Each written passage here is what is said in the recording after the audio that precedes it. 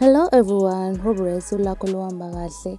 Umculi wamaskandi ongaconsi phansi owaziwa ngokuthi uMenzi ukhiphe isitatimende esithuse abantu abaningi esithi akasafuni ukuphinde angenele ama-competition avotelwayo ngoba ubona lingekho iqiniso.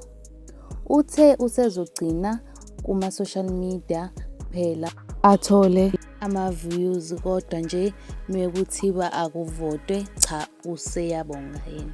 Sonke-ke siyazi-ke ukuthi uMenzi uke wahlulwa umculi ongaconsi naye phansi kwi-Ladies House lomculo ogama lakhe nguLimit, esazi sonke-ke ukuthi wagcina kunguyena owahlomula neQuantum kwi-Mother of All.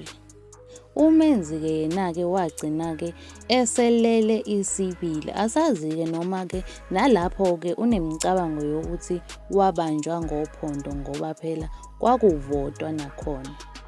Kodwa-ke sisazobona ukuthi ngokuhamba kwesikhathi uzogcina ewushintshile yini umqondo ngoba phela uMenzi unazo izingoma ezimnandi eziningi ezijabulisa abalandeli bakhe. Kungabuhlungu-ke uma kungathiwa ngempela uthatha isinqumo sokuthi agcine ngempela ephumile kuma-competition.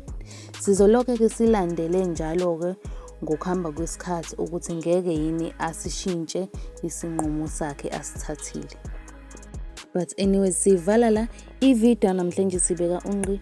I really hope ukuthi enjoyile i-video namhlanje. If you enjoyile, make sure ukuthi uyasmasha leyo like button, uphinde usimeshe naleyo subscribe button, ucommente down below na ukuthi wena uzizwa kanjani ngalesi nqumo sakhe-ke uMenzi. But mina-ke I will see you in the next video. Bye.